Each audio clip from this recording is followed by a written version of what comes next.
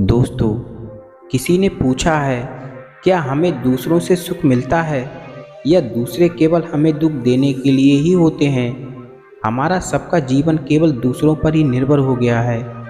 हम खुद में कुछ भी नहीं रह गए हैं। अगर आप अपने आसपास पूछेंगे या अपने आसपास ध्यान से देखेंगे तो आपको पता चलेगा कि आपका खुश होना, दुखी होना या रोना दूसरों पर ही निर्भर है। आप दिन भर अपने बारे में कभी नहीं सोचते। आप हमेशा दूसरों के बारे में सोचते हैं और उनके किए हुए व्यवहार के अनुसार सुख और दुख का अनुभव करते हैं। पर खास बात ये है कि हम हमेशा ये सोचते हैं कि हम अपने लिए कुछ कर रहे हैं, हम अपने बारे में सोच रहे हैं, और इसी को तो माया कहते हैं। सच आंखों के सामने होता है पर दिखाई नहीं देता।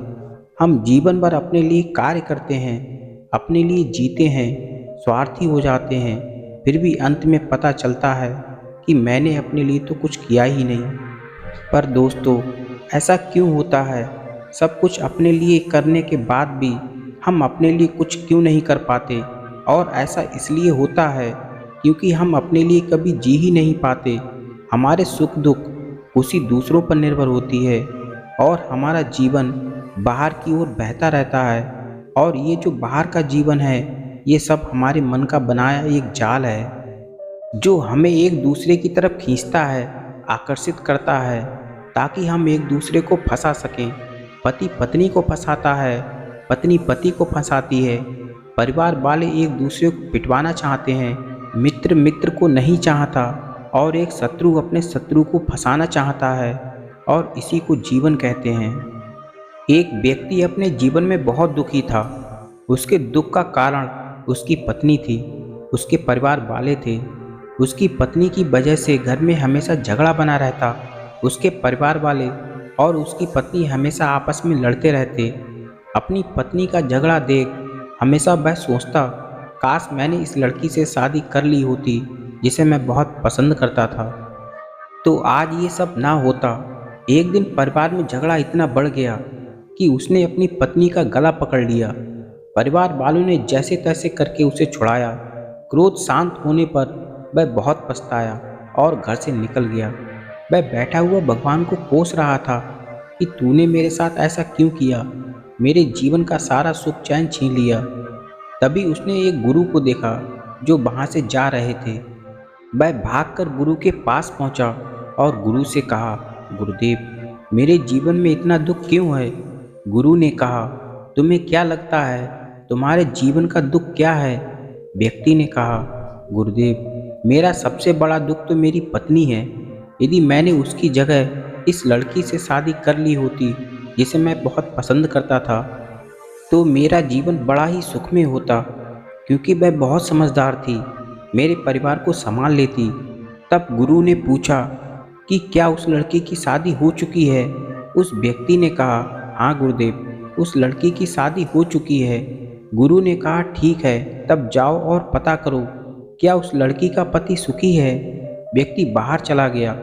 वह लड़की के पति से मिला और उसने देखा कि उसके पति की हालत तो उससे भी बदतर है, उसके घर के हालात उससे भी बदतर हैं। वह वापस आया और उसने सब गुरु को बताया। गुरु ने कहा, तब तो तुम बच गए, तुम्हें तो उससे ज़्यादा अच्छी पत्नी मिली है। व्यक्ति ने कहा, नहीं गुरुदेव, मुझे कुछ ऐसा बताएं मेरे जीवन में दुख ना हो। गुरु ने कहा, ठीक है, तुम्हें एक काम करना होगा, जाओ और एक ऐसे व्यक्ति को मेरे पास लेकर आओ जिसके जीवन में कोई दुख ना हो, जो केवल सुखी हो। ये सुनकर वह बड़ा ही खुश हुआ। उसने कहा, गुरुदेव, मैं अभी ढूंढ कर लाया ऐसे व्यक्ति को जो केवल सुखी हो। उसे सुबह से रात हो गई, पर छोटे से लेकर बड़े हर व्यक्ति के पास गया, उसे कोई भी ऐसा व्यक्ति नहीं मिला जिसके जीवन में केवल सुख हो। जब वह थक गया तो एक रास्ते से अपने घर जाने लगा। तभी उसने एक व्यक्ति के हंसने की आवाज़ सुनी। वह आवाज़ का पीछा करते करते उस व्यक्ति के पास पहुंचा। उसने देखा कि एक व्यक्ति पेड़ के नीचे बैठा है, गरीब सा लग रहा है, उसके पास कुछ भी नहीं है और बस जोर जोर से हंस रहा है। पहले उसने सोचा कि ये कोई पागल है। फिर उसने उस व्यक्ति से भी यही सवाल किया उस गरीब व्यक्ति ने कहा, मेरे जीवन में केवल सुख है। ये सुनते ही वह व्यक्ति खुशी के मारे उछल पड़ा। उसने कहा, तुम्हें मेरे साथ चलना होगा, मेरे गुरु के पास। उस गरीब व्यक्ति ने कहा, चलो, कहाँ चलना है? व्यक्ति इस गरीब व्यक्ति को लेकर अपने गुरु के पास पहुंचा। उस गरीब व्यक्ति को देखते ही गुरु गरीब व्यक्ति के चरणों में झुक गए। ये देखकर वह समझ नहीं पाया ये क्या हो रहा है। तभी गुरु ने कहा, जिन्हें तुम गरीब व्यक्ति बता रहे हो वह मेरे भी गुरु हैं, वह मेरे महागुरु हैं। व्यक्ति ने कहा, लेकिन गुरुदेव, जैसा आपने कहा था मैं उन्हीं को लेकर आया हूँ जिनके जीवन में केवल सुख है। गुरु ने कहा, तब तो तुम महागुरु से ही पूछ लो कि उनके जीवन में केवल सुख कैसे है। उस व्यक्ति ने महागुरु से पूछा, आप ही बताएं कि आपके जीवन में सुख कैसे है और क्या जीवन में केवल सुखी रहें। इसके लिए क्या मुझे सन्यासी होना पड़ेगा, आपकी तरह अकेला रहना होगा और ये ज्ञान ध्यान की बातों में लगना पड़ेगा। महागुरु मुस्कुराए और कहा, तुम धन किसके लिए कमा रहे हो?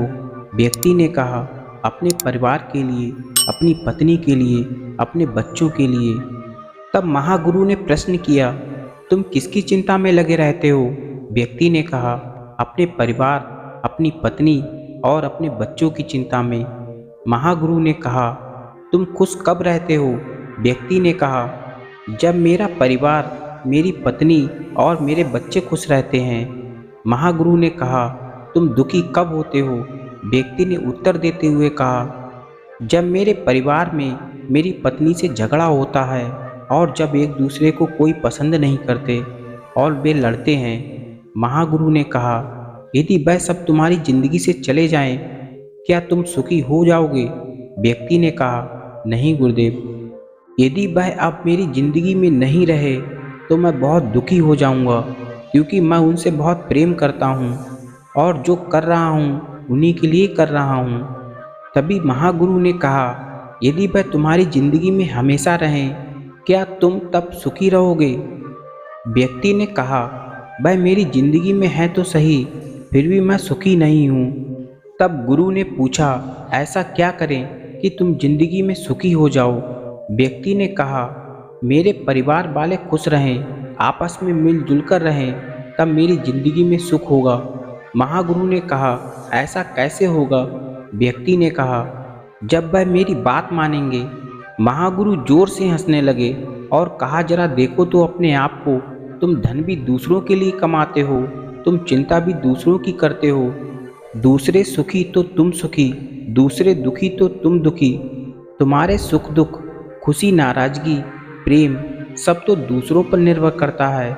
जिन्हें तुम चाहते हो वह तुम्हारे पास रहता, वह तुमसे दूर जाते, तब तुम चाहते हो कि दूसरे तुम्हारी बात माने, पर दूसरे भी तो यही चाहते हैं कि तुम उनकी बात मानो।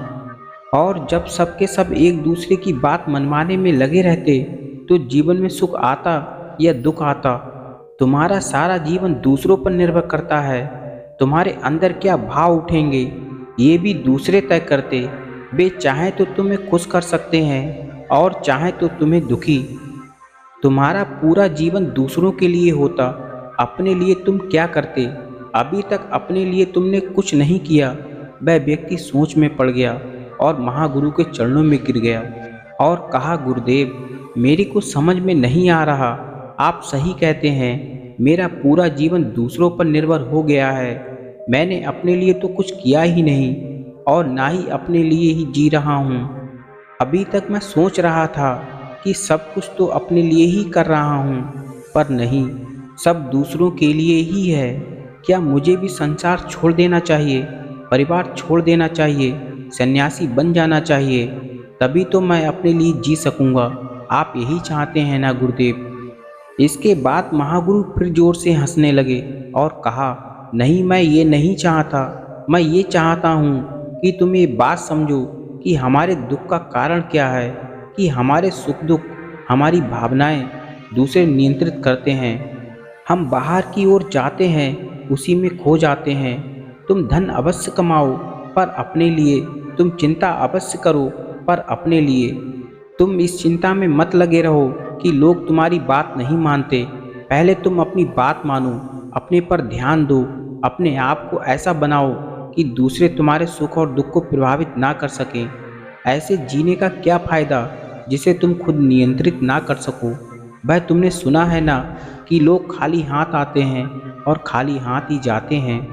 ऐसे सभी लोग खाली हाथ जाते हैं जो अपने लिए जिए ही नहीं, जिन्होंने जीवन जीना सीखा ही नहीं, और जो अपने लिए जिए वह कभी खाली हाथ नहीं जाते। तो अपने लिए, अपने परिवार के साथ रहो, उनके सुख दुख का ध्यान रखो, तो अपने लिए कुल मिलाकर स्वार्थी हो जाओ। उसके बाद उस व्यक्ति को महागुरु की बात समझ आई और वह समझ गया कि वह जीवित तो है पर जीवन जी नहीं रहा, उसे ढो रहा है। हमारे जीवन में भी ऐसा ही है।